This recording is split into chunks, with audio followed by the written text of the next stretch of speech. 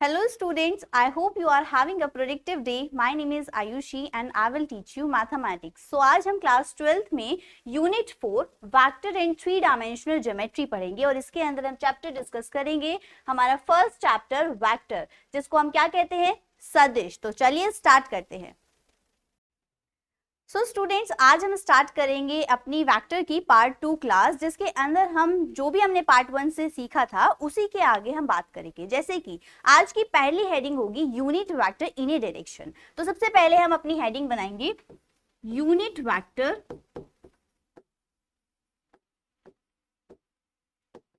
इन ए direction.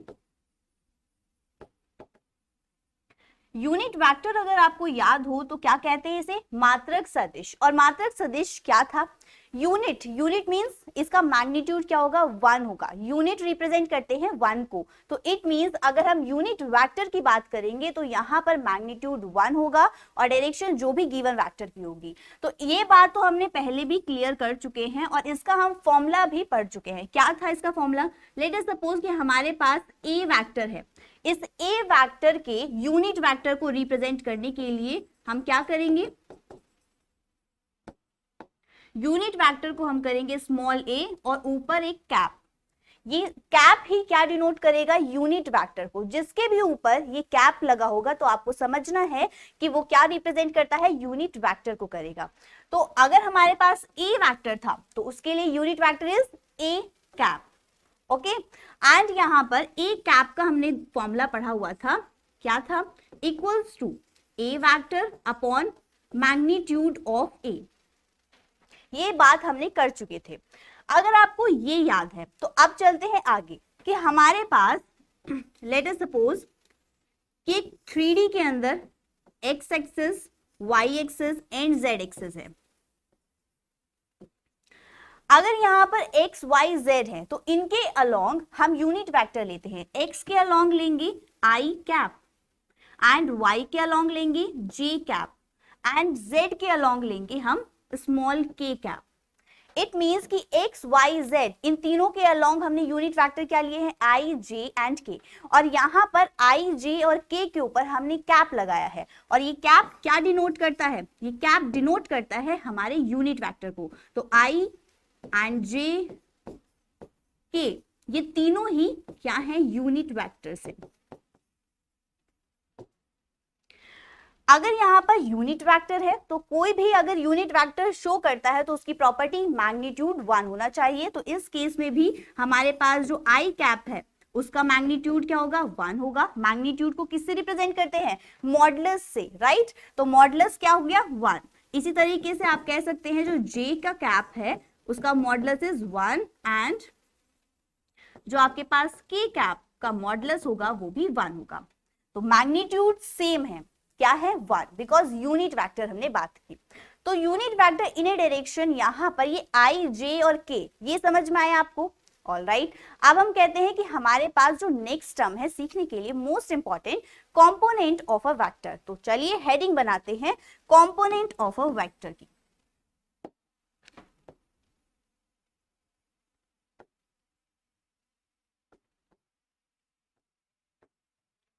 इसको आप हिंदी में क्या कहते हैं,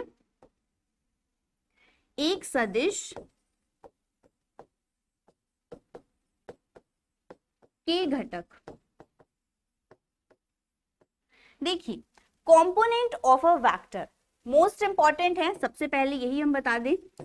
बहुत बार क्वेश्चंस इसके साथ ही लगते हैं और इससे रिलेटेड बहुत सारे क्वेश्चंस आपको देखने के लिए भी मिलेंगे। अब अगर कहें कि कंपोनेंट ऑफ अ वेक्टर में हमें पढ़ना क्या है, तो लेट अस सपोज कि हमारे पास एक पॉइंट है 3D के अंदर। ये हमारी x एक्सिस है, ये y एक्सिस है एंड ये z एक्सिस है। अगर यहाँ पर x, y एंड z हमने लिए हैं तो कोई पॉइंट यहाँ पर P कंसीडर करते हैं जिसके coordinate x, y and z होंगे। Of course because x axis पे कितना distance, x distance, y axis पे y distance and z axis पे z डिस्टेंस। यहाँ पर अगर ओरिजिन है तो ओरिजिन के coordinate is 0, 0 and 0, clear. And अगर हमें P की पोजीशन फाइंड करनी है तो क्या करेंगे, विद रिस्पेक्ट टू ओरिजिन हम फाइंड करेंगे P की पोजीशन। और मान लेते हैं कि अगर हमारे पास पोजीशन वेक्टर OP है, ऑलराइट, तो अगर हमारे पास पोजीशन वेक्टर OP है तो इन जनरली हम इसे डिनोट करेंगे R कैप से, R वेक्टर से। R वेक्टर, ये वेक्टर क्या दिखा रहा है, because position vector also a vector, so यहां पर भी आपको R के ऊपर वेक्टर शो करना है। तो OP हमारी जो पोजीशन वेक्टर है वो किसके इक्वल है, R वेक्टर के। अब इस R वेक्टर का क्या फॉर्मूला है, R वेक्टर को हम इस तरीके से लिख सकते हैं, x I cap plus y j cap plus z k cap. Because हमने यहां पर अगर R माना है तो हम यहां पर कहेंगे कि कुछ इस तरीके से आपको फिगर मिलेगा।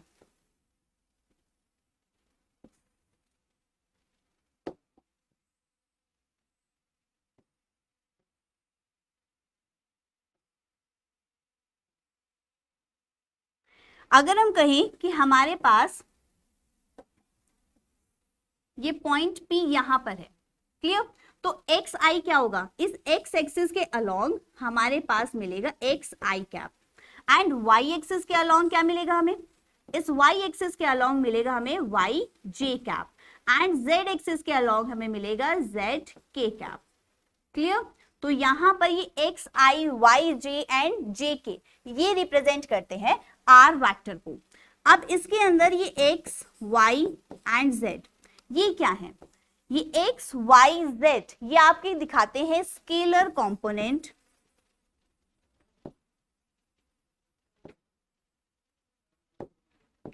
Of a vector r, okay, and यहां पर x i cap y j cap and z k cap ये क्या शो करेंगे, हमारे वेक्टर कंपोनेंट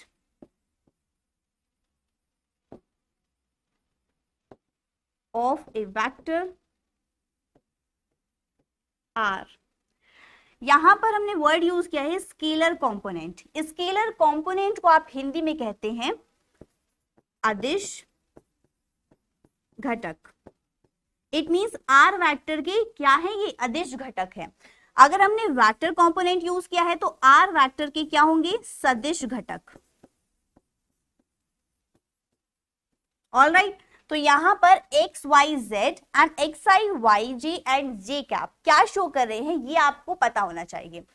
और यहां पर जो रिजल्टेंट है वो ये है कि आर वेक्टर इक्वल्स टू है x i cap plus Y j cap plus Z k cap. अगर हम कहें मैग्नीट्यूड ऑफ आर हमें निकालना है तो कैसे निकालते हैं, मैग्नीट्यूड ऑफ आर निकालने के लिए सबसे पहले हमें उसे मॉडुलस के अंदर रखना होगा इस तरीके से। अब क्या करेंगे कि जो भी हमारे पास रिजल्टेंट है x i cap plus Y j cap plus Z k cap इसको भी हम मॉडुलस में रखेंगे, एंड मॉडुलस अगर हटेगा तो under root x square plus y square plus z square. तो ये आपका क्या हो गया, आर वेक्टर का मॉडुलस। और ये आपका मोस्ट इंपॉर्टेंट फॉर्मूला है जो आपके क्वेश्चंस में बहुत जगह और छोटी छोटी जगह पे आपको यूज करना है। क्लियर, तो आर वेक्टर का मैग्नीट्यूड, आर का मैग्नीट्यूड क्या होगा, under root x square plus y square and z square. इसके बाद अगर हम एक एग्जांपल से समझें कि कोई भी आपके पास क्वेश्चन किस तरीके से आएगा, तो लेट अस सपोज कि हमारे पास ए वेक्टर है। इस ए वेक्टर के कंपोनेंट क्या दिए गए हैं, आई प्लस जे कैप प्लस के कैप। अगर हम देखें कि इस आई कैप का क्या है वेरिएबल, यहाँ पर 1 1 and 1, x y j x y z की वैल्यू क्या दी गई है, 1 1 1। तो हमें यहाँ पर क्या निकालना है, मैग्नीट्यूड ऑफ ए। और मैग्नीट्यूड ऑफ ए कैसे फाइंड करेंगे, इसको फाइंड करने के लिए हमें लिखना होगा magnitude of a equals to x square is 1 का square plus y square is also 1 तो 1 का स्क्वायर एंड जेड स्क्वायर 1 का स्क्वायर। तो यहां से वैल्यू क्या आ गई आपकी, √3। तो modulus of a vector equals to √3 और यही आपका आंसर होगा। तो इस फॉर्मूले का किस तरीके से यूज करना है यहां पर हमने सीखा। कोई और एग्जांपल लेते हैं। अगर हमारे पास बी वेक्टर है और बी वेक्टर को हमने कंपोनेंट फॉर्म में लिखा है, तो कंपोनेंट यहाँ पर फॉर्म क्या होगी? अगर हम कहें बी कैप इक्वल्स टू होगा 2i माइनस जे 2i माइनस 7j माइनस के 3k, कुछ इस तरीके से। तो अभी तक तो हमें क्या मिल रहा है? प्लस वाले साइन दिख रहे हैं, लेकिन अब क्या हो गया? यहाँ पर नेगेटिव साइन आ गया। और अगर यहाँ पर नेगेटिव साइन है तो आपको यहाँ पर कुछ चेंजेस नहीं करने हैं। आप देखेंगे कि जो होल स्क्वायर हो रहा है एक्स का स्क्वायर, यहाँ पर ये माइनस की वैल्यू भी पॉजिटिव में चेंज होगी। तो मैग्नीट्यूड के लिए हम बी का अगर निकालें तो अंडर रूट एक्स स्क्वायर की वैल्यू 2 का स्क्वायर वाई स्क्वायर माइनस 7 का स्क्वायर प्लस माइनस 3 का whole square, and resultant is under root 4 plus 49 plus 9। And यहां पर आप कैलकुलेट करके क्या लिख सकते हैं? इसका आंसर लिख सकते हैं। तो आपको यहां पर ही कैलकुलेट खुद करना है, बिकॉज कैलकुलेशन इतनी हार्ड नहीं है, बट क्वेश्चन जैसे आपसे पूछे जाएंगे ये आपको समझना है। जैसे यहाँ पर पॉजिटिव साइन था, यहाँ पर आपको दिख रहा है नेगेटिव साइन, तो ये नेगेटिव साइंस में क्या चेंज होगा? चेंज कुछ नहीं होना है, आपको क्वेश्चन वही पैटर्न फॉलो करना है जो हमारे फॉर्मूले में दिया गया है, x square plus y square plus z square. ये प्लस का साइन ऑलवेज रहेगा और वाई और जेड से आपको कंपैरिजन करना है कि कौन सी वैल्यू नेगेटिव दी गई है। ठीक है, अब हम कहते हैं कि हमारे पास ये जो कंपोनेंट ऑफ अ वेक्टर था ये हमें समझ में आ गया। इसके बाद चलते हैं कि वेक्टर ऑपरेशन। वेक्टर ऑपरेशन में हम क्या करेंगे कि जितने भी हमारे वेक्टर्स हैं उनको हम कैसे प्लस करेंगे, कैसे मल्टीप्लाई करेंगे, कैसे हम माइनस करेंगे। तो हेडिंग बनाते हैं वेक्टर ऑपरेशन। वेक्टर ऑपरेशन जिसमें हम क्या करने वाले हैं? ऐड, सब्ट्रैक्ट, मल्टीप्लाई और स्केलर का भी यूज करेंगे। तो सबसे पहले मान लेते हैं कि हमारे पास ए वेक्टर है और साथ में बी वेक्टर है। अगर ए वेक्टर एंड बी वेक्टर को हमने डिफाइन किया है तो इसके लिए कंपोनेंट फॉर्म क्या होगी?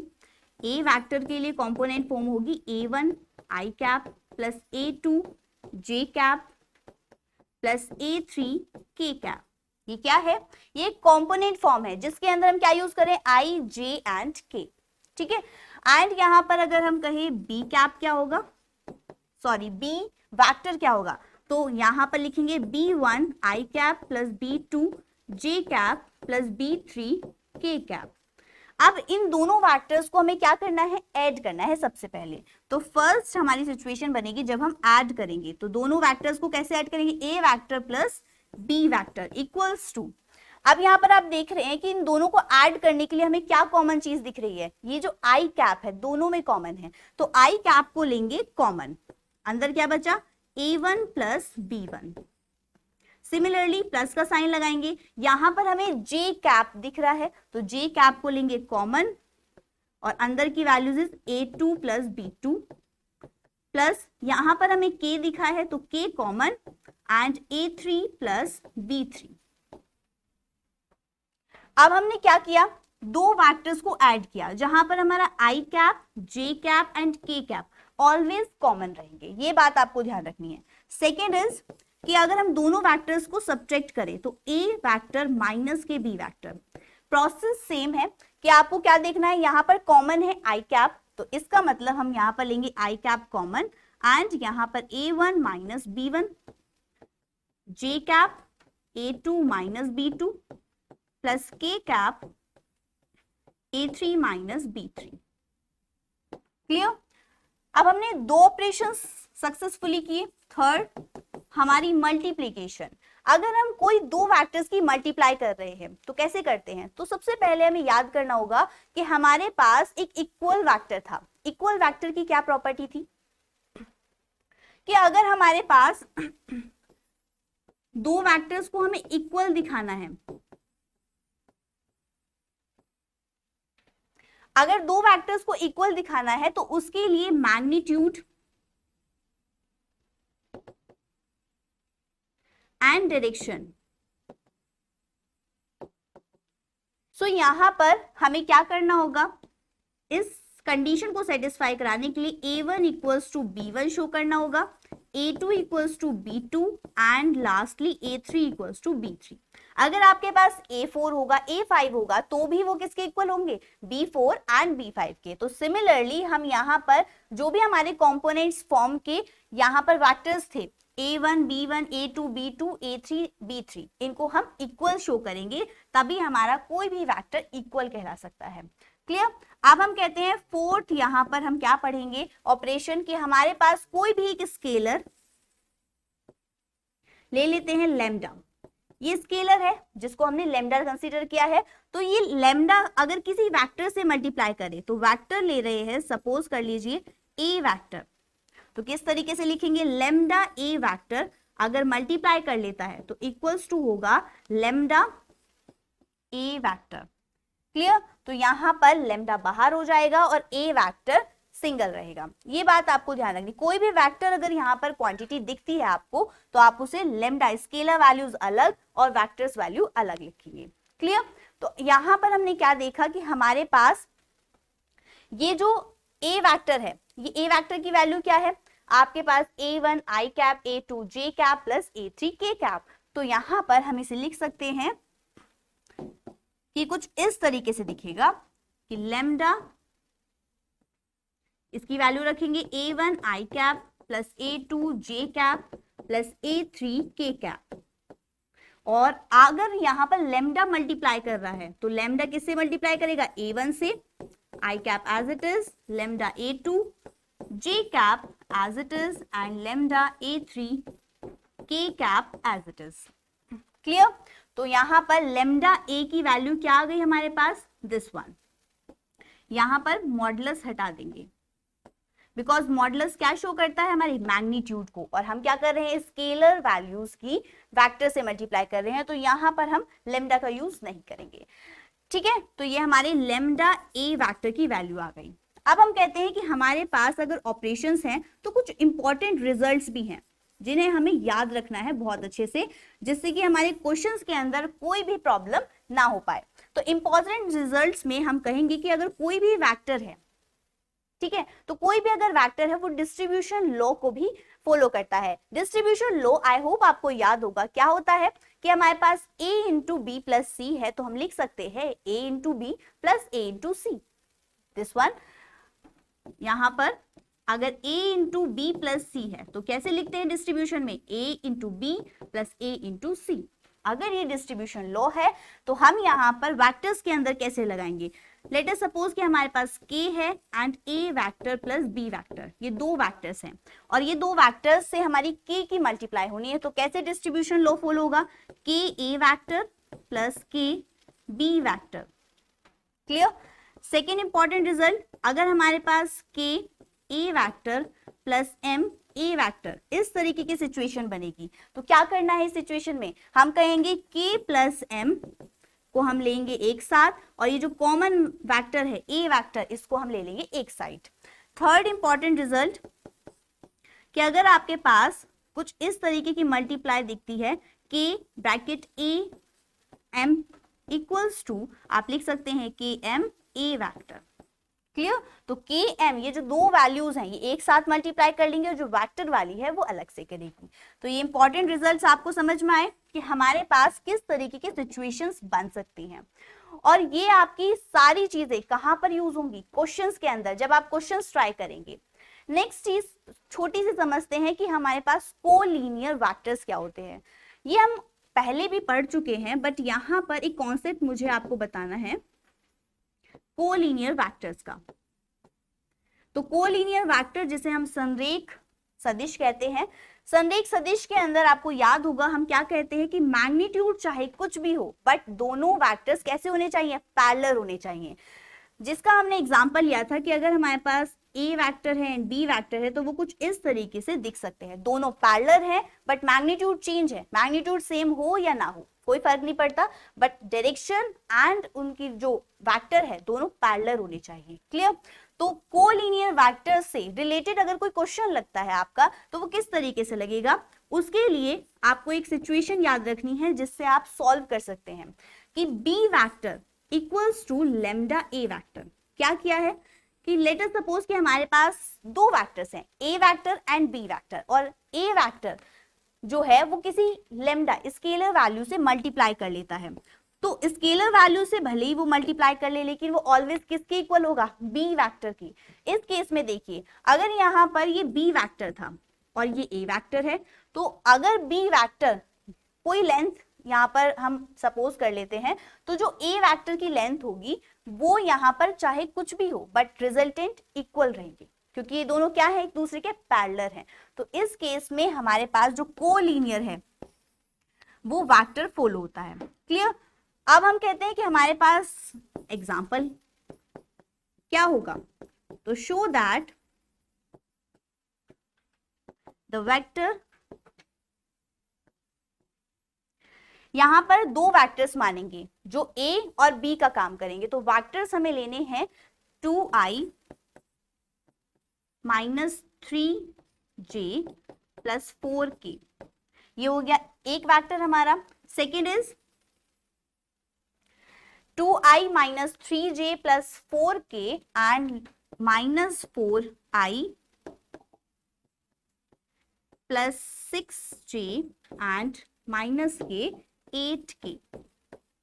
यहां पर याद रखना है कि ये जो कैप है ये ऑलवेज लगेगी, बिकॉज यहां पर कैप क्या शो करती है, यूनिट वेक्टर्स को, और ये क्या है, कंपोनेंट फॉर्म है जो कि हमने आर वेक्टर में देखी थी। तो show that the vectors this one are collinear.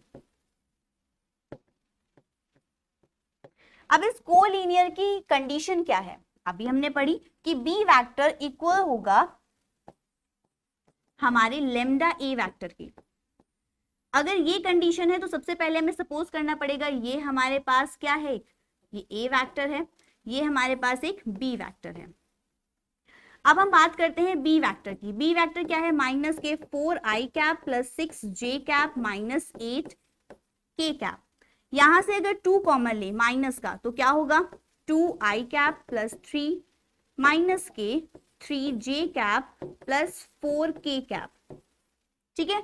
अब यहां से हमने -2 कॉमन लिया, ये एज इट इज रहेगा। अगर हम इसका कंपैरिजन करें तो ये किसके इक्वल है, हमारे ए कैप के इक्वल है, ए वेक्टर के इक्वल है। तो ए वेक्टर की वैल्यू क्या हो गई, 2i minus 3j plus 4k cap.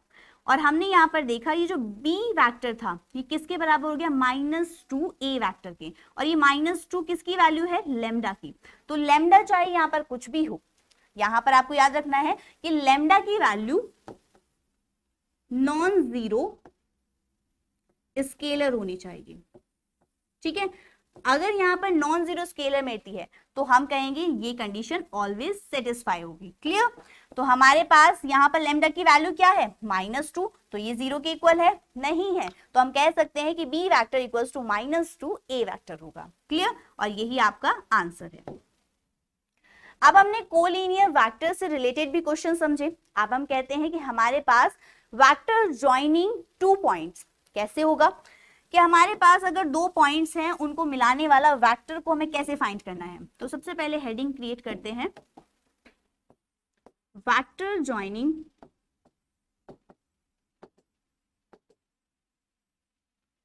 2 points.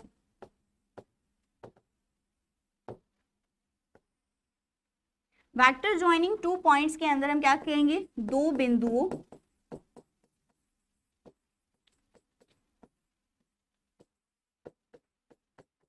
को मिलाने वाला सदिश। क्लियर। इसके अंदर सबसे पहले आपको 2 पॉइंट्स कंसीडर करने होंगे। तो सबसे पहले 2 पॉइंट्स मानते हैं, एक P1 and P2, this one P1 and P2। और ये किसके अंदर होंगे, ऑफ कोर्स ये हमारे पास 3D के अंदर है, तो x axis, y axis and z axis होंगी, जिसके अंदर ये 2 पॉइंट्स लाई करते हैं। P1 एंड P2 अगर 3D के अंदर है तो coordinates is x1, y1 and z1 and x2, y2 and z2। दोनों के कोऑर्डिनेट्स हो गए। अब हम क्या कह रहे हैं कि हमारे पास इन दोनों की पोजीशन वेक्टर क्या होगा। पोजीशन वेक्टर तो हम ओरिजिन से लेते हैं, O से, मूल बिंदु से, तो हम क्या कहेंगे OP1 एंड OP2 क्या होंगे, पोजीशन वेक्टर। तो लिख लेते हैं OP1 एक पोजीशन वेक्टर है और OP2 एक पोजीशन वेक्टर है और P के हमारे कोऑर्डिनेट्स क्या है, x1 y1 z1 and x2 y2 z2। अगर यहाँ पर ओरिजिन की बात करें तो इसके कोऑर्डिनेट है 0 0 एंड 0। अगर इन दो पॉइंट्स को ज्वाइन किया जाए तो एक लाइन मिलती है, क्लियर। और यहाँ पर हमने क्या कहा है कि दो पॉइंट्स या दो बिंदुओं को मिलाने वाला सदिश बताना है। तो P1 एंड P2 ये जो दो एक क्रिएट कर रहे हैं लाइन को P1 P2, इसका हमें क्या फाइंड करना है, वेक्टर फाइंड करना है। इसका हम देखेंगे कैसे हम इसको फाइंड करेंगे। तो सबसे पहले हमें बेसिक्स में चलना होगा। बेसिक में हमने क्या पढ़ा था, triangle law of vector addition. Triangle law of vector addition कहता है अगर हम 0 से O से चले और P1 तक हमने चला तो हमारे लिए उसका पोजीशन वेक्टर इज OP1। फिर उसके बाद हमने P1 से चल के P2 तक डिस्टेंस किया तो हमारे पास हुआ P1 P2 vector equals to हमारे पास डिस्प्लेसमेंट क्या होगा, OP2। अगर यहां पर OP2 है तो हमारे पास डिस्प्लेसमेंट लिखेंगे OP2। ऑलराइट, तो यहां पर triangle law of vector addition मैंने फॉलो किया है। किस तरीके से कि हम O से चले P1 तक चले, P1 से P2 चले और डिस्प्लेसमेंट हमारा शॉर्टेस्ट डिस्टेंस क्या हुआ, OP2। क्लियर। अगर यहाँ पर OP2 है तो हम यहाँ पर हमें क्या फाइंड करना है, P1 P2 का वेक्टर, बिकॉज P1 P2 हमें शो करते हैं दो बिंदुओं के बीच के सदिश को। That means OP2 vector minus OP1। इस तरीके से लिख सकते हैं इसे, बिल्कुल। तो यहां पर P1 P2 वेक्टर हो गया हमारा OP2 माइनस OP1। अब ये वाली जो कंडीशन है ये बहुत जगह आपकी काम आएगी कि P1 P2 के बीच के डिस्टेंस कैसे निकालेंगे, OP2 एंड OP1 वेक्टर के थ्रू। और ये O क्या है, ओरिजिन, जिससे हम कोई भी पोजीशन वेक्टर को कंसिडर करते हैं। यहां पर अगर OP2 और OP1 कह रहे हैं तो P2 के हमारे कोऑर्डिनेट्स क्या हैं, x2 y2 एंड z2। तो अगर यहां पर बात करें तो हमारे पास क्या होगा, x2 i cap plus y2 j cap plus z2 k cap, because x2 minus 0 is x2, y2 minus 0 is y2 and z2 minus 0 is z2। Similarly minus लगा के OP1 हम फाइंड कर सकते हैं। किस तरीके से, x1 minus 0 is x1 i cap plus y1 j cap plus z1 k cap. Clear. तो अगर यहाँ पर दो वेक्टर्स को मुझे क्या करना है, दो पोजीशन वेक्टर्स को माइनस करना है तो हम देखेंगे कि हमारे पास सिमिलर क्या है, i कैप। तो i कैप को लेंगे बाहर, यहाँ पे बचेगा x2 minus x1। Similarly j cap y2 minus y1 and plus k cap z2 minus z1। यहां पर आपको रिजल्टेंट मिला है P1 P2 vector equals to i cap x2 minus x1 plus j cap y2 minus y1 plus k cap z2 minus z1। अगर यहाँ पर coordinates दिए गए हैं तो आप क्या फाइंड कर सकते हैं, किन्हीं भी दो बिंदुओं के बीच के वेक्टर को फाइंड कर सकते हैं बाय दिस फॉर्मूला। तो ये फॉर्मूला भी आपका इंपॉर्टेंट है, क्लियर। और इस फॉर्मूले के थ्रू हमें ये वाला फॉर्मूला मिलेगा। तो ये आपको कॉन्सेप्ट क्लियर होना चाहिए कि हमने किस तरीके से इसे ड्राइव किया है। अगर आपके पास कोऑर्डिनेट्स हैं तो आप पुट कीजिए एंड आपको आंसर मिलेगा। अब हम कहते हैं कि हमारे पास इसका मैग्नीट्यूड हमें फाइंड करना है। तो मैग्नीट्यूड या परिणाम लिख लीजिए,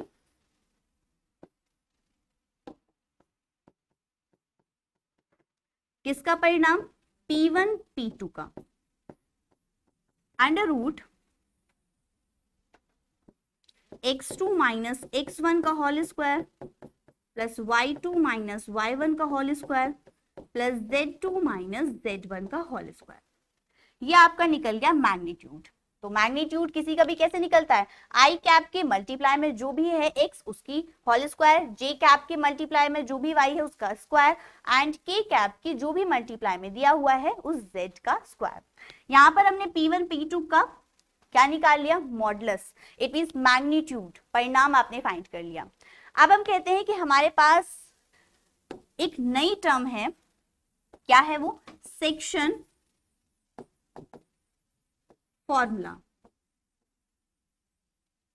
जिसे हमें पढ़ना है। सेक्शन फॉर्मूले को आप कहते हैं खंड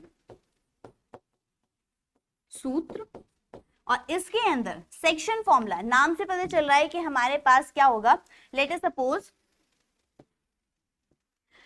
कि एक पॉइंट है P जिसके coordinate x, y and z है, क्लियर।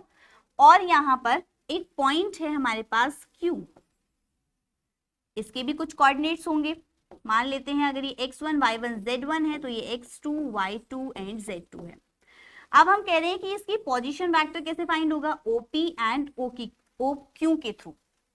और इन दोनों को अगर हम ज्वाइन कर दें तो P एंड Q को हम इजीली फाइंड कर सकते हैं इस फॉर्मूले के थ्रू। तो अगर हमें PQ दिया गया है तो हम यहाँ पर कहते हैं कि R पॉइंट की एंट्री होती है। ये R पॉइंट कहाँ पर एंट्री करता है, दो केसेस बनते हैं इसके अंदर, या तो वो इंटरनली करेगा जिसे हम कहेंगे अंतः विभाजन,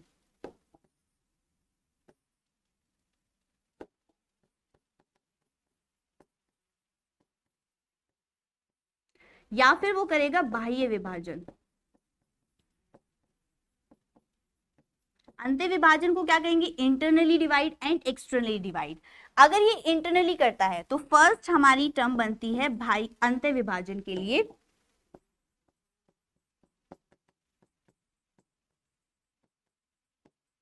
इस केस में आप क्या देखेंगे कि कोई पॉइंट है और वो इन दोनों के बीच में आके बैठ जाता है। अगर ये पॉइंट इस लाइन के बीच में है तो क्या करेगा, दो पार्ट्स में डिवाइड करेगा। अगर ये दो पार्ट्स में डिवाइड करेगा तो कुछ रेशो भी होगा। लेट अस सपोज कि m/n है, तो इसके लिए हमारे पास रेशो या अनुपात क्या है, हमारे पास m/n, जिसमें ये डिवाइड करता है। और हमें फाइंड करना है OR वेक्टर, R का पोजीशन वेक्टर। अगर R की पोजीशन वेक्टर है तो एक फॉर्मूला याद रखना है आपको, m, ये आपका A कैप एंड ये B कैप, तो m B cap B vector n A vector upon m plus n, clear. अगर हम कहें सेकेंड केस बाह्य विभाजन,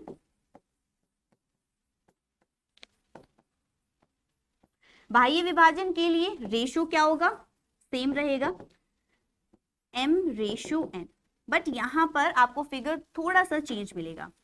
अगर ये हमारे पास P एंड Q थे और ये आपके पास क्या है O,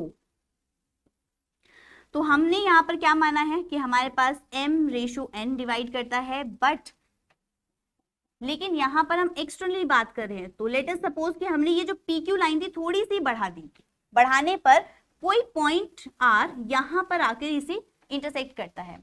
अगर यहां पर कट करता है तो इसकी पोजीशन वेक्टर कैसे फाइंड होगी, O से विद रिस्पेक्ट टू ओरिजिन। तो इस केस में हमें OR फाइंड करना है और रेशो m/n ही रहेंगे, क्लियर। तो यहां पर हमने कहा ये B वेक्टर है, ये A वेक्टर है इस पोजीशन वेक्टर के लिए, तो फॉर्मूला हो जाएगा MB vector minus NA vector upon m-n,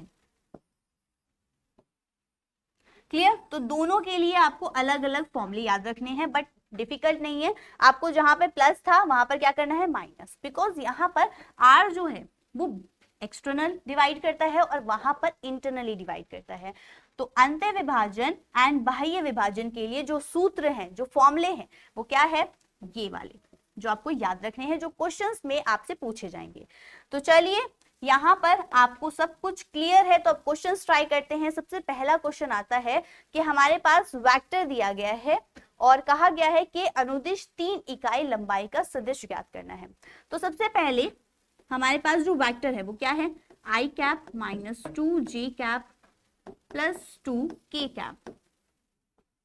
अगर ये एक वेक्टर है और हमसे पूछा गया है इकाई, तो इट मींस a वेक्टर हमसे पूछा गया है और a वेक्टर हमें दिया गया है, इन a कैप हमसे पूछा गया है, क्लियर।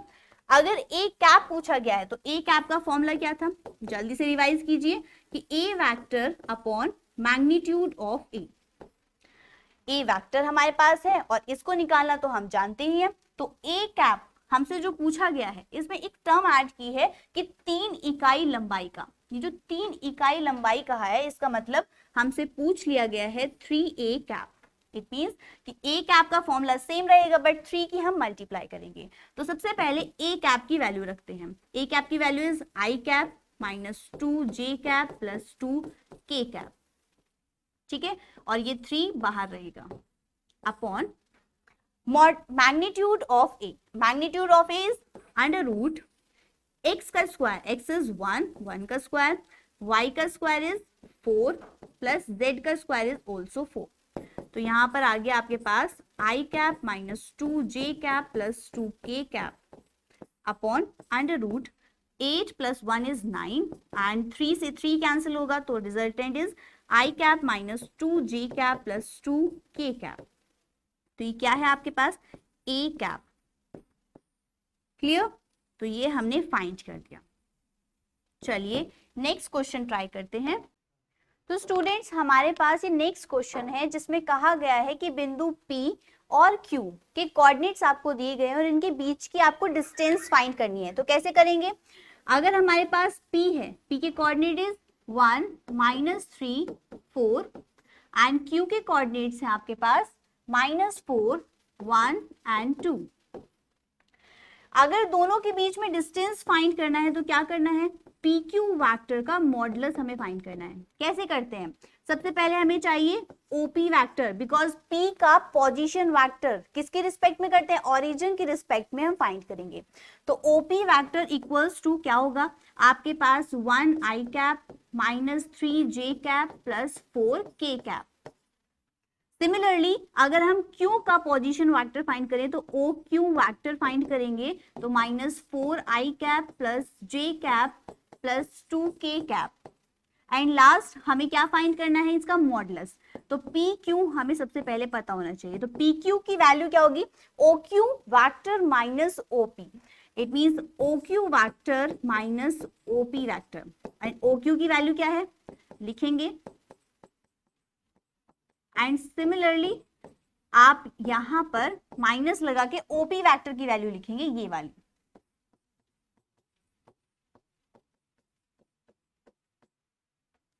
यहां पर ओपन करें तो 4 i cap minus j cap plus 2k cap minus i cap plus 3j cap minus के 4k cap. Because minus sign की वजह से सारे साइन अपोजिट होंगे अंदर के, माइनस प्लस माइनस।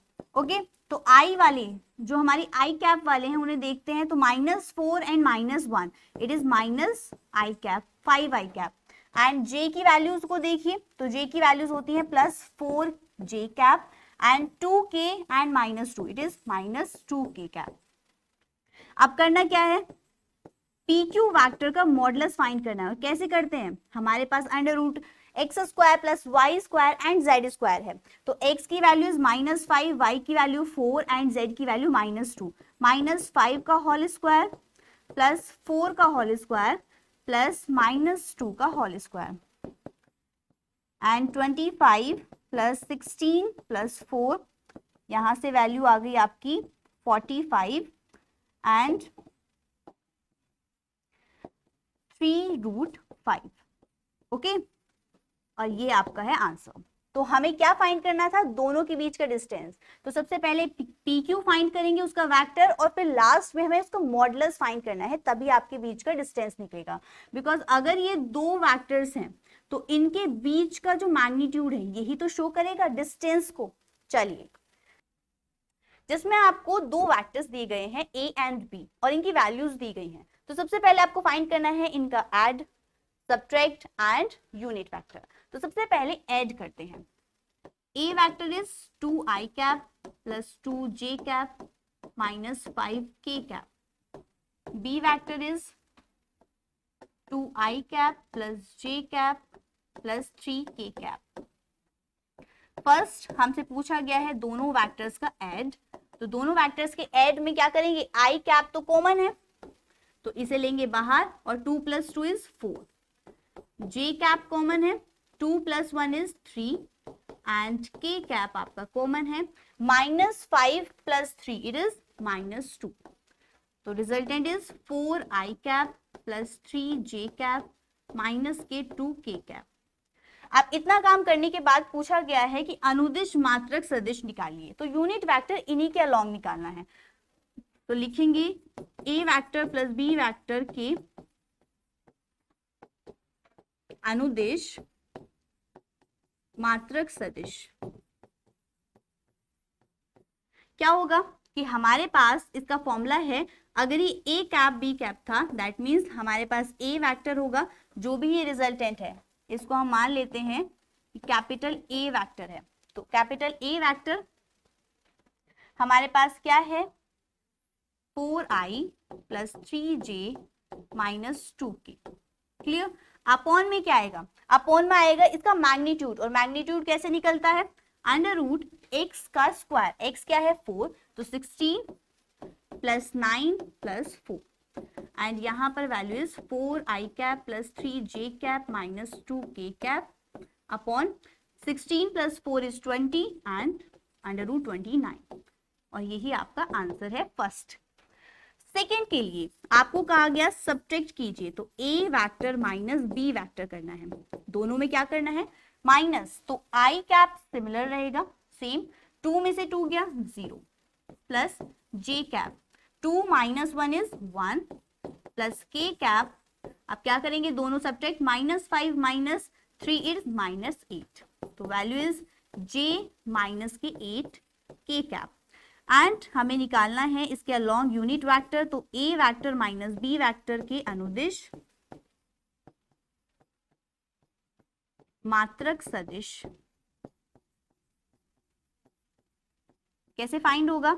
सबसे पहले जो हमें वेक्टर दिया गया है वो है j cap minus 8k cap, and इसका magnitude, magnitude is 0 plus 1 plus 64, तो रिजल्ट हो गया i j cap minus 8k cap upon 65 का अंडर रूट। क्लियर, तो यही आपका आंसर है। फर्स्ट केस में क्या किया, सबसे पहले हमने फाइंड किया हमारे पास एड क्या है दोनों वेक्टर्स का, उसके बाद हमारा प्रोसेस यूनिट वेक्टर्स का चलेगा। सिमिलरली ए वेक्टर माइनस बी वेक्टर सबसे पहले फाइंड करना है, और जो भी रिजल्टेंट होगा उसके अलोंग हमें निकालना था यूनिट वेक्टर। ठीक है, तो अब देखते हैं नेक्स्ट क्वेश्चन, जिसके अंदर हमसे कहा गया है कि बिंदु कुछ दिए गए हैं और एक समद्विबाहु त्रिभुज बनाते हैं। तो सबसे पहले क्या दिया गया है वर्ड, समद्विबाहु त्रिभुज कैसा होता है, कुछ इस तरीके का, जिसमें दो साइड्स ऑलवेज इक्वल रहती हैं। तो हमने मान लिया ये ए है पॉइंट, ये बी एंड सी, तो हमें क्या इक्वल दिखाना है कि ए बी का वेक्टर का mod equals to modulus of a c vector. Clear, तो इस चीज को दिखाना है और तभी हमारा प्रूफ हो पाएगा कि हमारे पास जो भी पॉइंट्स दिए गए हैं वो समद्विबाहु त्रिभुज के हैं। तो सबसे पहले जो 2i है इसे मान लेते हैं कि हमारे पास a पॉइंट है, तो a पॉइंट का तो होगा नहीं बिकॉज ये कॉम्पोनेंट फॉर्म है, तो with respect to origin o a vector दिया गया है। ठीक है, second is o b vector suppose करते हैं, क्या है माइनस आई कैप माइनस के 4j cap. Third is OC vector, OC vector is minus i cap plus 4j cap.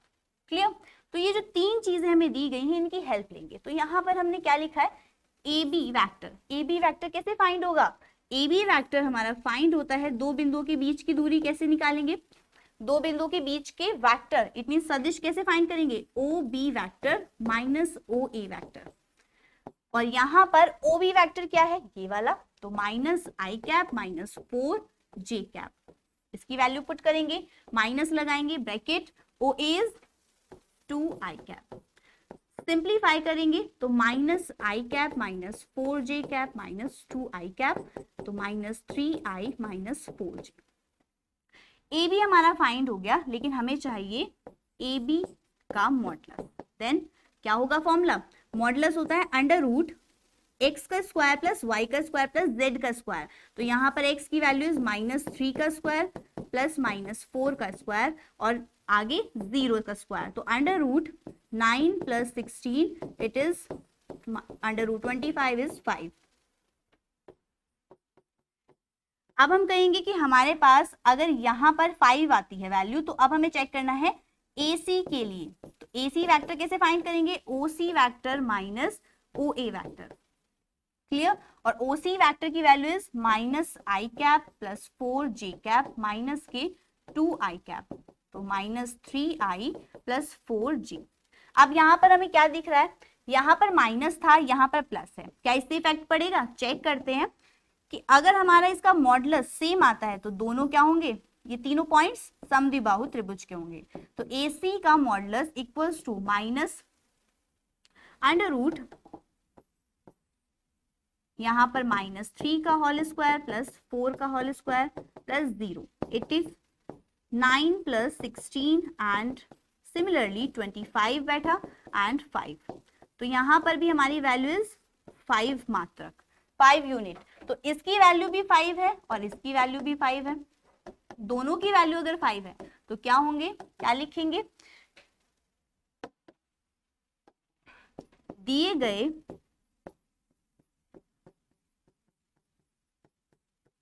बिंदु समद्विबाहु त्रिभुज बनाते हैं। Clear? And this is your answer. Next question देखिए। नेक्स्ट क्वेश्चन आपका सेक्शन फॉर्मूले से है। सेक्शन फॉर्मूला क्या होता है कि हमारे पास एक पॉइंट आता है और वो इंटरनली या एक्सटर्नली डिवाइड करता है। अब इस केस में देखते हैं कि क्या कहा गया है कि यदि ए का स्थिति सदिश ये दिया गया है, अब स्थिति सदिश है तो कंसीडर होगा ओरिजिन से, तो इसकी वैल्यू दी गई है a vector plus 2b vector. Clear? यहां तक बात है। अब हमें p का स्थिति सदिश भी दिया गया है तो OP वेक्टर हमें गिवन है a vector. Okay, next is जहां बिंदु P रेखा AB को 2:3 में बांटता है और कहां पर अंत्य विभाजित करता है, तो इसका मतलब हमारे पास अगर ये A था और ये B है तो यहां पर कोई पॉइंट है P जो कि इसे क्या कर रहा है, दो पार्ट्स में डिवाइड कर रहा है और रेशो दिया गया है 2:3। इट मींस m/n की वैल्यू इज 2:3। तो सबसे पहले हमारी इंटरनली या फिर आप लिख सकते हैं अंत्य विभाजन के लिए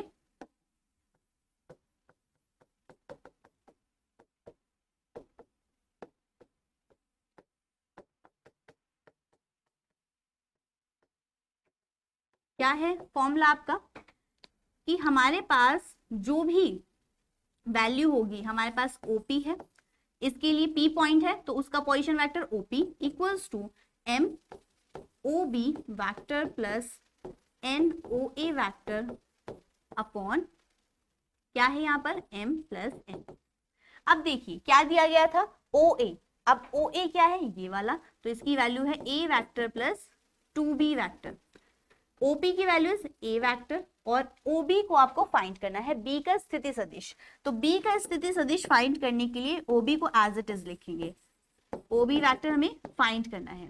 तो OP vector equals to m की value is 2, OB vector as it is plus n की value 3, OA vector is a vector plus 2b vector upon 2 plus 3, इसकी value a vector equals to 2 OB vector plus 3a vector plus 6b vector upon 5 and यहां से value 5a vector equals to 2 OB vector plus 3a vector plus 6b vector and lastly 4a 5a and ये 3a, it is 2a minus 6b vector equals to 2 OB vector. 2 common लेंगे, a vector minus 3b vector equals to OB vector. तो ये क्या हो गया आपका answer. Clear? तो यहां तक जितने हमने कॉन्सेप्ट्स क्लियर किए हैं उससे रिलेटेड हमने क्वेश्चंस भी किए हैं। आप मिलेंगे नेक्स्ट क्लास में, तब तक के लिए thank you, happy learning, take care.